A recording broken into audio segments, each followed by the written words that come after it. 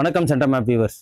இன்னைக்கு நம்ம முக்கியமான ஒரு விஷயம் பார்த்தே ஆகணும். எதனால அப்படின்னா, ஜென்ரல் இங்கிலீஷ்க்கு தமிழ்நாட்டில் ரொம்ப சோர்சஸ் ரெண்டு இதுதான் இருக்கு.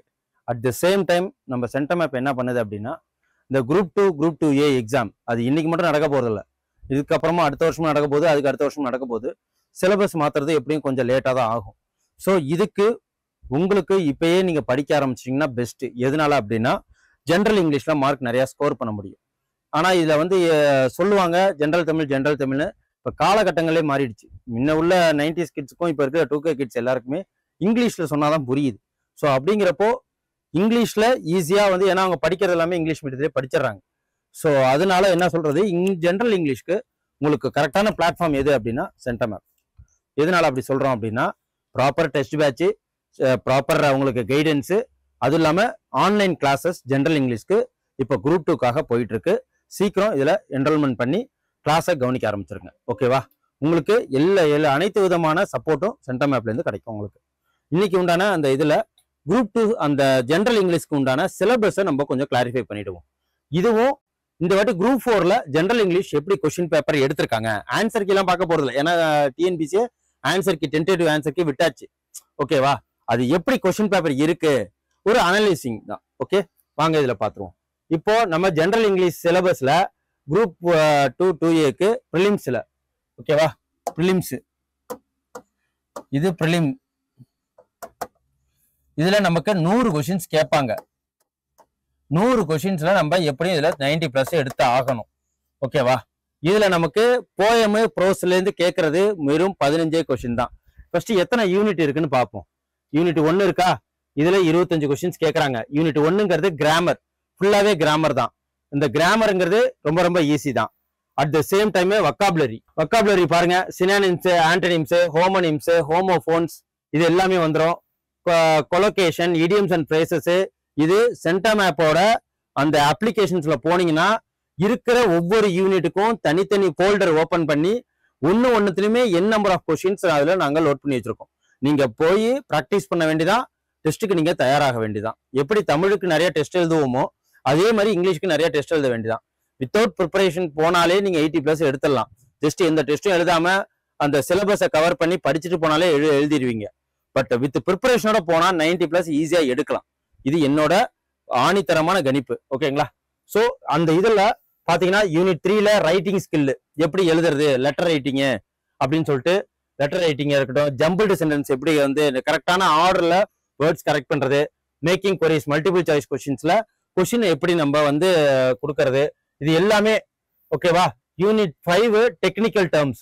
இது என்னன்னா, ஒரு ஐடி துறையை பத்தி ஒரு டெக்னிக்கல் டேர்ம் இருக்கலாம், இதுல டிபார்ட்மெண்ட்ஸ்ல பத்தி டெக்னிக்கல் டேர்ம் இருக்கலாம், ஒரு இன்ஜினியரிங் பத்தி டெக்னிக்கல் டேர்ம் இருக்கலாம்.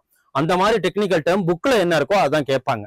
அதுக்கப்புறம் translation, word translation, sentence translation, tense related translation, இது எல்லாமே நம்ம டிரான்ஸ்லேட் பண்றது. இது ஒரு 5 கொஸ்டின். அதுக்கப்புறம் இந்த போயம்லாம் பாத்துங்க. டெய்லி ஒரு போயம் இருக்கிற இந்த 68 நாள்ல நீங்க டெய்லி ஒரு போயமே ஒரு ப்ரோஸ். ஓகேங்களா? இவ்வளவுதான் இருக்கு. எத்தனை போயம் இருக்கு? 7 இருக்கா? ப்ரோஸ் எத்தனை இருக்கு? அதுலயும் கிட்டத்தட்ட 22 ப்ரோஸ் இருக்கு. இவ்வளவுதான். 22 7 எத்தனை? 22 + 7 31 தான். ஓகேவா? ஒரு நாளைக்கு ஒண்ணுன்னு வச்சுக்கிட்டா கூட நீங்க டெஃபினட்டா நீங்க இந்த 15 கொஸ்டினுக்கு நீங்க ரெடி ஆயிடுவீங்க. படிச்சுட்டு நீங்க அப்படியே ஹிண்ட்ஸ் மட்டும் எடுத்துக்க வேண்டியதான். போயம் எழுதுனது யாரு, அதோட ஆத்தர் யாரு, அந்த போயோட பேர் என்ன, எந்த இதுல க்ளோசரிஸ்ல கொடுத்துருப்பாங்க, எந்த ஏரியால இருந்து எடுக்கப்பட்டது, அதோட கரு என்ன, அவ்வளவுதான். ஜஸ்ட் ஒரு அரை பேஜ் கூட வராது ஒரு பேப்பர் எடுத்துக்கிட்டோம்னா. இதே மாதிரி அந்த 30 நாள்ல ஒவ்வொரு போயம்னு படிச்சுக்கிட்டாலே முடிஞ்சு போயிட்டு. இதுக்கு நீங்க டைம் ஸ்பெண்ட் பண்ணவே வேண்டாம். ஓகேவா? இந்த 30 இதுக்கும் டைம் ஸ்பெண்ட் பண்ணவே வேணாம். இது வரைக்கும் நம்ம பார்த்ததுல இருந்து இந்த ஸ்கில்ஸ் என்னென்ன இருக்கு அப்படின்னு சொல்லிட்டு நம்மளுக்கே தெரியும். அந்த உங்க ஸ்கில் செட்டை செக் பண்றதுதான் சென்டர் மேப் இருக்கு. வாங்க என்னென்ன கிராமர்ஸ்ல என்னென்ன இருக்காங்கன்னு பார்ப்போம். இதுல எத்தனை இருக்கு? யூனிட் 1ல அப்படின்னா 16 டாபிக் இருக்கு. 16 டாபிக் தான் இருக்கு. இதுல parts of speech, degrees of comparison சொல்லுவாங்க இல்லையா, அது இது எல்லாமே அபவுட் ஃபார்முலா தான். ஓகேங்களா? தி பெஸ்ட்னு போடுறது, அதுக்கப்புறம் மோர் தென்னு போடுறது, மோஸ்ட்னு யூஸ் பண்றது, இந்த இதுல இருந்தா பார்ட்ஸ் ஆஃப் ஸ்பீச். அப்புறம் கன்கார்டு, அப்புறம் டென்ஸ்னா தெரியும் எத்தனை tense, future tense, past tense, அதுக்கப்புறம் ப்ரெசன்ட் டென்ஸ். இதுல இருக்கு. மொத்தம் 12 டென்சஸ் இருக்கு. அது தெரிஞ்சாலே போதும். அப்புறம் active voice passive voice. Just பையை யூஸ் பண்றோம். சப்ஜெக்ட் வெர்பு ஆப்ஜெக்ட், இது ஆக்டிவ் வாய்ஸ். பேசிவ் வாய்ஸ்னா ஆப்ஜெக்ட் வெர்பு சப்ஜெக்ட். இதுல கன்ஜங்ஷன் வரும், அட்ஜங்க்ட் வரும், பை யூஸ் பண்ணணும். ஓகேங்களா, அதுதான் இதுல. அதுக்கப்புறம் டைப்ஸ் ஆஃப் சென்டென்ஸ்னா என்ன இருக்கு? Statement, interrogative, imperative, exclamative. இது ஆச்சரிய குறி யூஸ் பண்றது, ஹுரே, அலாஸ் இதே மாதிரி யூஸ் பண்றது. இதுல இம்பரேட்டிவ் சென்டென்ஸ்ல டு யூஸ் பண்ணி பண்ணுவோம். இன்ட்ராகேட்டிவ்ல எது கொஷின்ல இருக்கும் வாட்டுங்கிறத எடுத்துட்டு அதை வெர்பு 3 மாத்தி தட்டு கன்ஜெக்ஷன் வேர்டு யூஸ் பண்ணணும். இதுல ஸ்டேட்மெண்ட்ல செட் சேங்கிறத செட் டூன்னு மாத்திரம் இல்லைன்னா டோல்டுன்னு மாத்திரம். இந்த மாதிரி ஒரு சின்ன ஃபார்முலாலே நம்ம முடிச்சுக்கலாம். அப்புறம் டிரான்ஸ்ஃபர்மேஷன் ஆஃப் ஸ்டேட்மெண்ட்ஸ் இன்டூ இம்பரேட்டிவ்ல, இன்ட்ராகேட்டிவ்ல கொஸ்டின்ஸ் கேட்கறது. ஓகேங்களா, இது எல்லாமே நம்ம அசர்டிவ் இன்டூ ஒரு பாசிட்டிவான வேர்ட்ல இருந்து நெகட்டிவ் வேர்டு மாத்துறது. இதுவும் ஈஸி தான். Verb, main verb, auxiliary verb, regular வெர்ப்னா என்ன, இர்ரெகுலர் வெர்ப்னா என்ன, இது எல்லாமே ப்ராப்பரா உங்களுக்கு கிளாஸ் எடுத்துருவேன். இன்ஃபினிட்டிவ்ஸ் டூ போடுறது, ஜெரண்ட் ஐஎன்ஜி யூஸ் பண்றது, பார்ட்டிசிபிள்ஸ் இதுலயும் என்னது இருக்கிற டூ ஐஎன்ஜி எல்லாம் எடுக்கிறது. அதுக்கப்புறம் கொஸ்டின் டேக், எந்த ஒரு இதா இருந்தாலும் WH யூஸ் பண்ணி கொஸ்டினை போடுறதுதான் இதுக்கு ஆன்சர். ஓகேங்களா, அதுக்கப்புறம் சென்டென்ஸ் பேட்டர்ன் என்னன்னு, ஒரு சென்டென்ஸ் கொடுத்துட்டாங்க, இதுதான் சப்ஜெக்ட், இதுதான் வெர்பு, இதுதான் ஆப்ஜெக்ட், இதுதான் இன்டைரக்ட் ஆப்ஜெக்ட், இதுதான் டைரக்ட் ஆப்ஜெக்ட் அப்படின்னு சொல்லிட்டு சொல்றதுதான் இந்த சென்டென்ஸ் பேட்டர்ன். அப்புறம் டைப்ஸ் ஆஃப் சென்டென்ஸ் என்ன இருக்கு? Simple sentence, compound, complex. இது எல்லாமே தெரியும். என்ன அப்படின்னா அதுல ஒரு 8 ஃபார்முலாஸ் இருக்கு அந்த கிராமர்ல. என்னன்னா in spite of, on account of, இதெல்லாம் வந்து எங்க யூஸ் பண்ணுவாங்க? ஆஸ் சூன் ஆஸ், அதெல்லாம் எங்க யூஸ் பண்ணுவாங்க? ஆஸ் ஒரு சின்ன ஒரு வெர்பு, அதோட ஆஸ் சேர்த்தாங்கன்னா அது என்னது? சிம்பிள்ல வரும். ஐஎன்ஜி சேர்த்து யூஸ் பண்ணுவாங்க, பீயிங் யூஸ் பண்ணுவாங்க. இது சிம்பிள் சென்டென்ஸ். காம்பவுண்ட்ல கன்ஜங்ஷன் வேர்ட்ல அண்டு, ஆறு, அப்புறம் வந்து அதர்வைஸ் இதை மாதிரிலாம் யூஸ் பண்றது. காம்ப்ளெக்ஸ்ல எல்லா சென்டென்ஸ்க்கும் முன்னாடி in spite of, on account of, இந்த மாதிரி விஷயங்கள்லாம் யூஸ் பண்றது. அது வித் கிராமரோட நான் உங்களுக்கு இதை ஈஸியா சொல்லித்தரேன். அதுக்கப்புறம் ஃப்ரேசஸ் அண்ட் கிளாஸஸ் என்னன்னா, ஒரு டைரக்டா ஒரு சொல்ல வேண்டிய வேர்டை புனை வேர்டு சொல்லி ஒரு எக்ஸ்ட்ரா ஒரு வொக்காபுலரியை சேர்த்து சொல்றதான் ஃப்ரேசஸ் அண்ட் கிளாஸஸ். இது என்னன்னா சப்ஜெக்ட், அதுக்கப்புறம் வந்து ஃபுல் சென்டென்ஸ் இருக்கும், அவ்வளவுதான். அப்புறம் degrees of comparison, positive word, comparative word, superlative word. ஓகேங்களா, இதுதான். இது என்ன பாசிட்டிவ் வேர்டுனா நார்மல் வேர்டா இருக்கும். கம்பேரிட்டிவ்னா அண்டு சேர்க்கணும், இல்லைன்னா மோர் தென்னு சேர்க்கணும். சூப்பர்லேட்டிவ்னா மோஸ்ட்ன்னு சேர்க்கணும், இல்லைன்னா தி பெஸ்ட்ன்னு சேர்க்கணும். இந்த மாதிரி தான். ஓகேங்களா, இதே மாதிரி சின்ன சின்ன விஷயத்திலேயே நம்ம 25 மார்க் ஈஸியா எடுத்துட முடியும். நம்ம நிறைய கொஸ்டின்ஸும் போட்டு பார்க்க நமக்கு அந்த விஷயங்கள்ல நம்ம இதாயிடுவோம். Direct and indirect, direct speech, synthesis of sentence, punctuation mark. Punctuation மார்க்னா என்ன? அபாஸ்ட்ரோபி யூஸ் பண்றது, கமா யூஸ் பண்றது, கோலன் யூஸ் பண்றது, பிராக்கெட் எங்கெங்க யூஸ் பண்றது, இதெல்லாம் பத்தி எழுதுறதுதான். இதுல நமக்கு ஏகப்பட்ட விஷயங்கள். இது சின்ன நுணுக்கத்தோட சொல்லி கொடுத்தாலே முடிஞ்சு போச்சு. ஒன்ஸ் பண்ணாலே ஒரே நாள்லயே நம்ம இதை முடிச்சிடலாம். கிராமர். ஓகேங்களா, 25 கொஸ்டின்ஸ். அது மட்டும் இல்லாம வொக்காபுலரி சென்டென்ஸ், இது ஒரு எல்லாருமே ஒன்ஸ் நம்ம இதை படிச்சுதான் ஆகணும். சினானிம்ஸ், ஆன்டனிம்ஸ் கிட்டத்தட்ட ஒரு 1000 வேர்ட்ஸ் இருக்கு. இதுக்குன்னு ரூட் இருக்கு. இந்த சினானிம்ஸ் நம்ம தெரிஞ்சுக்கிட்டாலே ஆன்டனிம்ஸ் தெரிஞ்சுக்கலாம். இந்த ரூட் வந்து வேர்டு என்ன அப்படின்னா, இப்ப ஈஸ்ட், ஐஎஸ்டின்னு முடிச்சாலே அதுல யாரெல்லாம் ரொம்ப எமினன்ட் பர்சனா, இப்ப டாக்டர்னு சொல்றாங்க, சயின்டிஸ்ட்னு சொல்லுவாங்க. ஏன் ஈஸ்ட்ன்னு சொல்றாங்க அப்படின்னா, அது ரொம்ப கை திறந்தவரா இருப்பார் அந்த சப்ஜெக்ட் நாலேஜ்ல. அதனால ஐஎஸ்டி போட்டு யூஸ் பண்ணுவாங்க.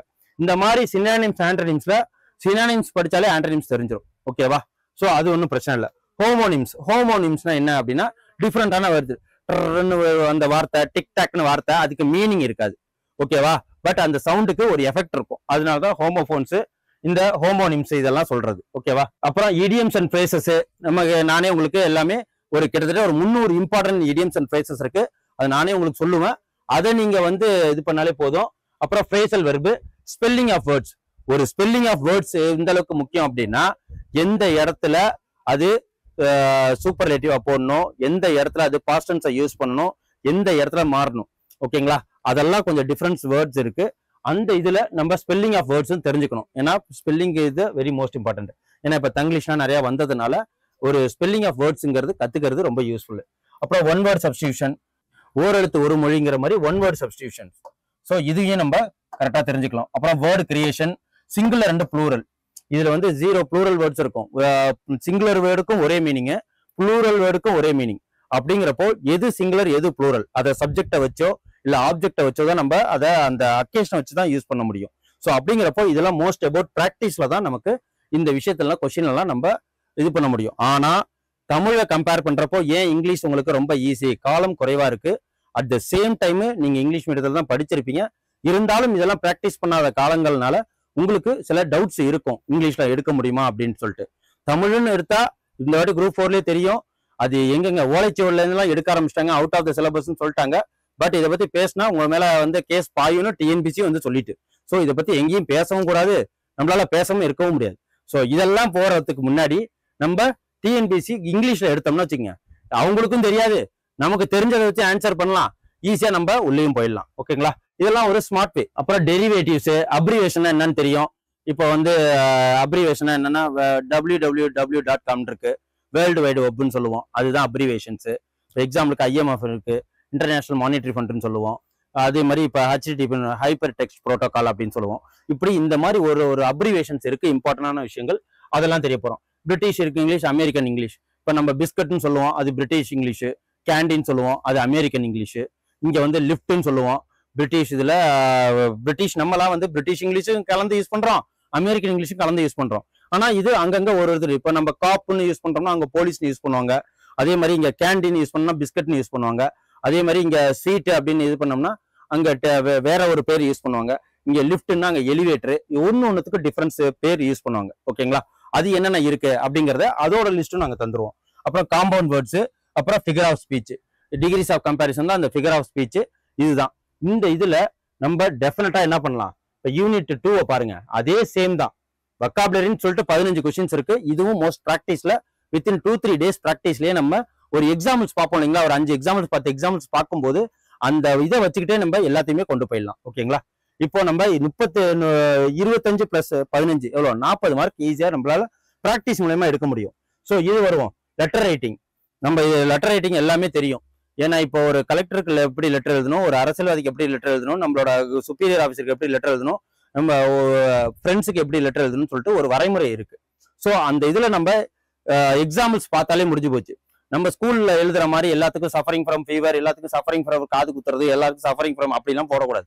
ஒன்னொன்னுக்கு ஒன்னொன்னு இருக்கு. யுவர்ஸ் ஃபெய்த்ஃபுல் எங்க யூஸ் பண்ணணும், யுவர்ஸ் ஒபீடியன்ட்லி எங்க யூஸ் பண்ணணும், யுவர்ஸ் ட்ரூத்ஃபுல் எங்க யூஸ் பண்ணணும், இதெல்லாம் மெயினா பார்ப்பாங்க. ஓகேங்களா, அதை பேஸ் பண்ணி நம்ம ஒரு 10 எக்ஸாம்பிள்ஸ் பார்ப்போம். அப்புறம் jumbled sentence, find out the right order. ஒரு விஷயம் ஒரு கதை ஒரு சொல்றோம், அந்த கதையில ஒரு 5 விஷயம் சொல்றாங்க, எது ஆர்டர் பை ஆர்டர். இப்போ ஸ்டார்ட்னு ஆரம்பிச்சு ஸ்டாப்ல முடியும், பட் இன்பிட்வீன் கேப்ல என்னென்ன அக்கேஷன் நடக்கும். இப்போ எக்ஸாம்பிளுக்கு ஒரு இடத்துல இருந்து ஒரு இடத்துக்கு போறோம், பைக்கை ஸ்டார்ட் பண்றோம், ஸ்டார்ட்ங்கிறது ஃபர்ஸ்ட், அது என்ன பண்ணுவோம், நெக்ஸ்ட் கிக்கர் அடிப்போம், அது 2வது. அதுக்கப்புறம் என்ன பண்ணுவோம், 2வது என்ன பண்ணுவோம், சாவி போடுவோம், அது 2. அதுக்கப்புறம் கிக்கர் அடிக்கிறது 3. அதுக்கப்புறம் பைக்கை ஃபர்ஸ்ட் கியர் போட்டு போறது 4. 5வது எந்த டெஸ்டினேஷன் போய் நின்றுக்கிட்டு வண்டியை வந்து க்ளோஸ் பண்றோமோ அதுதான் எண்டு. இதுதான் ஜம்பிள்டு சென்டென்ஸ். இதுல எந்தெந்த அக்கேஷன்ஸ்க்கு ஒவ்வொரு இது இருக்கு அப்படின்னு சொல்லிட்டு நம்மளுக்கு கொடுத்துருவாங்க. வெறும் 5 வேர்டுக்கு மேலதான் 5 வேர்டுக்கு மேல கொடுக்க மாட்டாங்க. ஏன்னா நமக்கு படிக்கிறதுக்கு டைம் வேணும். ஏன்னா இது 1 மார்க் கொஸ்டின் தான். அப்படிங்கிறப்போ இதுவும் ஈஸியா நம்மளால ஆன்சர் போட்ட முடியும். மேக்கிங் கொரிஸ் எப்படி நம்மளுக்கு தான் தெரியுமே, ஆன்சர் சொல்றதுதான் நமக்கு கஷ்டம். கொஸ்டின் கேட்கறது ஈஸி, அது தமிழ்ல மட்டும்தான். பட் இங்கிலீஷ்ல கொஸ்டின் கேட்கறதான் கஷ்டம். ஓகேவா, அந்த கொஸ்டின்ஸ் எப்படி கேட்கறது, எதை வந்து ஃபர்ஸ்ட் யூஸ் பண்ணி நம்ம கொஸ்டினா அதை ஆன்சர் பண்றது அப்படின்னு சொல்லிட்டு இதுவும் பார்த்துருவோம். அப்புறம் இன்ஃபரன்சஸ், நம்ம கரெக்டா ஒரு விஷயத்த சொல்றோம், அதை எந்த அளவுக்கு இன்டர்பிரேட் பண்றோம் மைண்ட்ல, அதை புரிஞ்சுக்கிட்டு ஆன்சர் பண்றதுதான் இன்ஃபரன்சஸ், அதுக்கு உண்டானது. அப்புறம் பிளாங்க்ஸ், சப்ஸ்டிடியூஷன், எப்படி வந்து ஆன்சரை வந்து கரெக்டான ஒரு எலிமினேஷன் மெத்தட்ல யூஸ் பண்ணி பண்றதுங்கிறது தான். ஸோ இதுவும் நமக்கு ப்ராக்டிஸ். இதுல ரைட்டிங் ஸ்கில்ஸ்ல நமக்கு 10 கொஸ்டின்ஸ் கேட்கறாங்க. ஸோ இது எல்லாமே என்ன தெரிஞ்சு இந்த 60 நாள்ல இதுல நம்ம 90+ மார்க் எடுக்கிறதுக்கு செம்ம யூஸ்ஃபுல்லான ஒரு இது. இப்ப நம்ம தமிழ் எடுக்கிறோம், நம்ம குரூப் 4 தமிழ்ல தான் சார் படித்தேன், இதையும் நான் தமிழ்லயே படிக்கிறேன்னா அது எப்படி கொஸ்டின்ஸ் கேட்பாங்கிறதே நம்ம குரூப் 4ல சொல்லிட்டாங்க. ஓகேங்களா, நம்ம என்ன சொல்ல வர்றோங்கிறதே டிஎன்பிசி போர்டு காதுல வாங்கல, நாங்க இப்படிதான் எடுப்போம், நீங்க எக்ஸாம் எழுதுங்கன்ட்டாங்க. அப்படிங்கிறப்போ இதுலயும் நம்ம நிறைய மார்க்ஸ் எடுத்து உள்ள போறதுக்கு சான்சஸ் இருக்கு. தமிழ்ல கஷ்டமா எழுதுறவங்க எழுதிட்டு போட்டு விடுங்க, இங்கிலீஷ்ல நீங்க நிறைய மார்க் எடுத்து நம்ம உள்ள போயிடலாம்ல. ஸோ அதனாலதான். ஸோ இங்கிலீஷை ரொம்ப ஈஸி தான். நீங்க எப்படி இருந்தாலும் இங்கிலீஷ் படிக்கிறவங்க இது என்னன்னா குரூப் 4க்கு தமிழ்ல படிச்சாச்சு, இதை படிக்கிறதே டைம் வேஸ்ட் ஆகும்னு நினைக்காதீங்க. ஓகேவா, இதை புதுசா ஸ்டார்ட் பண்ணுங்க, ஈஸியா கொண்டு போயிடலாம். So unit 4 technical terms. இது என்னன்னா official terms, general, departmental related, administrative terms, இதெல்லாம் நம்ம சொல்லுவோம். இப்போ என்ன அட்மினிஸ்ட்ரேட்டிவ் டேர்ம்ஸ் அப்படின்னா, இப்போ ஒரு கோர்ட் இதெல்லாம் இருக்கு, ரிட் பெட்டிஷன் சொல்லுவாங்க, குவாரண்டம் சொல்லுவாங்க, மேண்டமஸ்ன்னு சொல்லுவாங்க, அதுக்கப்புறம் ஃபண்டமெண்டல் ரைட்ஸ்ன்னு சொல்லுவாங்க, இந்த மாதிரி சூமோட்டோன்னு சொல்லுவாங்க. இதெல்லாம் எங்க கோர்ட்ல யூஸ் பண்றது, கான்ஸ்டிடியூஷன்ல யூஸ் பண்றது. அப்புறம் டிபார்ட்மெண்ட் ரிலேட்டட் இந்த இதெல்லாம் ஒவ்வொரு இடத்துக்குமே ஃபைல்ஸ், அந்த ஒரு அவுட்லெட், அந்த இதெல்லாம் யூஸ் பண்றதெல்லாம் ஒவ்வொரு டிபார்ட்மெண்ட்ஸ்க்கும் ஒவ்வொரு பேர் இருக்கு. அதே மாதிரி ஜென்ரலா எல்லா வேர்ட்ஸும் யூஸ் பண்றதுதான். இப்போ பஸ்ஸுங்கிறது, அதுக்கப்புறம் வாட்ஸ்அப்புங்கிறது, இன்ஸ்டாங்கிறது, இது எல்லாமே நம்ம ஜென்ரல் டேர்ம்ல யூஸ் பண்ற வேர்டு. இதெல்லாம் பொதுமக்கள் யூஸ் பண்ற வேர்டு. அப்புறம் அஃபிஷியல் டேர்ம்ஸ், அதாவது ஒரு ஹையர் அஃபிஷியல்ஸ் ஒரு லோயர் அஃபிஷியல்ஸை எப்படி பேசுவாங்க அப்படிங்கிறது, இதுக்கும் ஒரு டேர்ம்ஸ்லாம் இருக்கு, அதையும் நம்ம சொல்லிக்கலாம். ஸோ இவ்வளவுதான். ஓகேங்களா? இந்த இதுல டெக்னிக்கல் டேர்ம்ஸ்லையும் 10 கொஸ்டின்ஸ் ஈஸியா எடுத்துடலாம், ஜஸ்ட் ஒரே நாள்ல எடுத்துடலாம். At the same time reading comprehension, இது என்ன அப்படின்னா பை ப்ராக்டிஸ்ல தான் வரும். ரீடிங் காம்ப்ரிஹென்ஷன் 20 கொஸ்டின்ஸ் கேட்டிருக்காங்க. என்ன அப்படின்னா உங்கள்கிட்ட ஆன்சரு அந்த இதுல தான் இருக்கும். நம்ம ஜென்ரலா காம்ப்ரிஹென்ஷன் பண்றப்போ என்ன தருவோம், தப்பு பண்ணுவோம். நம்ம இப்போ எக்ஸாம்பிளுக்கு ஏதோ ஒரு விஷயத்தை பத்தி கேட்கறாங்க. என்ன எக்ஸாம்னா ஒரு ஸ்கீம்ஸை பத்தி கேட்கறாங்க, இல்லைன்னா ஏதோ ஒரு கரண்ட் அஃபேர்ஸ் இந்த பகல்காம் அட்டாக்கை பத்தி கேட்கறாங்க. அந்த பகல்காம் அட்டாக்ல பத்தி கேட்கறாங்கன்னா நம்ம ஏகப்பட்ட நியூஸ் வெளியில இருந்து கேட்டு சேகரிச்சு மைண்ட்ல வச்சிருப்போம். ஆனா நம்ம காம்ப்ரிஹென்ஷன் படிக்கும் போது அந்த நான் 3 வரி 4 வரியில என்ன கொடுத்துருக்காங்களோ அந்த இதுக்கு மட்டும் தான் ஆன்சர் பேசணுமே தவிர, நீங்க அந்த நியூஸ் கேட்டதை வச்சு அதெல்லாம் ஆன்சர் பண்ணக்கூடாது. அப்படி பேசுறப்பதான் அதுல தப்பாயிடும். ஏன்னா அதுல இன்கரெக்ட்னு கேட்டிருக்கலாம், கரெக்ட்னு கேட்டிருக்கலாம். இதுல வந்து நீங்க ஆப்போசிட்ஸ்ல பேசுங்க, ஆப்போசிட் ஆன்சர் எழுதுங்க அப்படின்னு சொல்லியிருக்கோம். ஆனா நம்ம அதை யோசிக்காம எங்க நியூஸ் பார்த்தோமோ அதை எடுத்துட்டு வந்து போடுவோம். ஸோ அந்த மாதிரி தான் இந்த காம்ப்ரிஹென்ஷன் ரொம்ப ரொம்ப ஈஸி தான். பட் இதுக்கு கொஞ்சம் ப்ராக்டிஸ் வேணும். ஓகேங்களா? வொக்காபுலரிலாம் கொஞ்சம் புரியணும். இதையும் நம்ம பார்த்துடலாம். ஏன்னா எப்படி இருந்தாலும் கரண்ட் அஃபேர்ஸ் ஓரியன்டா தான் பேசேஜஸ் கேட்பாங்க. ஸோ அதுக்கப்புறம் தான் பாருங்க, news paper headlines, editorial, government related news. இப்போ சொன்னேன் இல்லைங்களா எக்ஸாம்பிள். காம்ப்ரிஹென்ஷன்ங்கிறது அப்படி அதுலேருந்து தான் கேட்பாங்க. எதுலேருந்து கேட்பாங்கன்னு சொல்லிட்டாங்க. ஓகேங்களா? ஸ்ட்ராங் கொஸ்டின்ஸ் இருக்கும், வீக் கொஸ்டின்ஸ் இருக்கும், மேட்ச் த ஃபாலோயிங் டைப்லேயும் வரும். ஸோ இது எல்லாமே நம்ம ஈஸியா இங்கிலீஷுக்கு ஈஸியா மார்க் எடுத்துட்டு போறதுக்கு இது நல்ல ஒரு வாய்ப்பு. ஓகேங்களா?